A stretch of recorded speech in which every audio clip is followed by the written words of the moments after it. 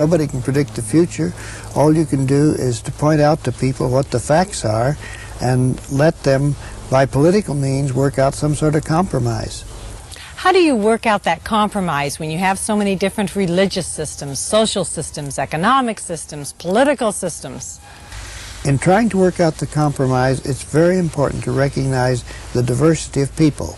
And the question is, how do you deal with a world in which there is so much diversity? The simple answer is, we will have the greatest success if the diversity is spatially isolated to a considerable extent. That is, if you get inside of one nation equal proportions of all the world's cultures, all the world's ethnic groups, all the world's religions, you will have such a mixture that there'll be nothing but internal warfare, and it'll be absolutely dreadful. Whereas if we have, say, the Christians in one area, predominantly Christians, in another area, predominantly Muslims, they have different standards. They have different ways of approaching things, but they can manage as long as they've got a barrier between them, which is somewhat permeable, but still a barrier. Then they can manage. Whereas if you put them inside of a same nation, as we see in India today, then you're going to have terrible conflicts and a lot of violence and loss of life. Do you support a segregated world rather than an integrated world? Segregated by nations, not by neighborhoods within a nation. See, that's a different thing. It's the same word, segregation, but if we segregate by nations, then the peace is possible. What makes your positions controversial? I think largely that people tend to think with words instead of asking what's behind them. And because of that, I think my position is somewhat controversial. The word segregation is in bad odor. It's not a nice word. And for good reason, considering our experience. But when I say segregated by nations, I'm drawing up a plan, I think, for a reasonable amount of peace in the world.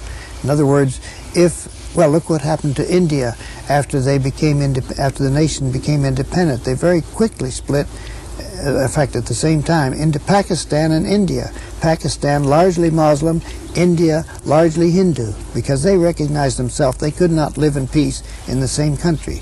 But by being segregated that way, they can. Insofar as they're still having conflicts, is because there's still some Muslims in India, in northwest India, for example, and they want to join Pakistan. Maybe that's the best thing to do.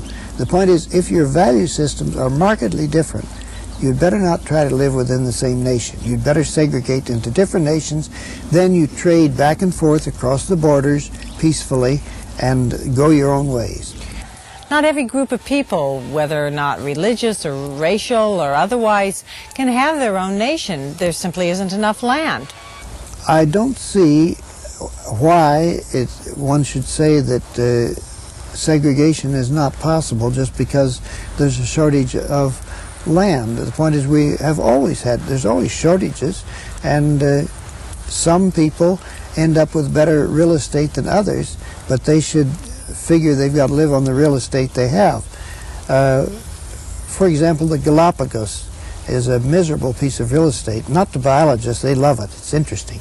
But for most people, the Galapagos is a terrible place to live.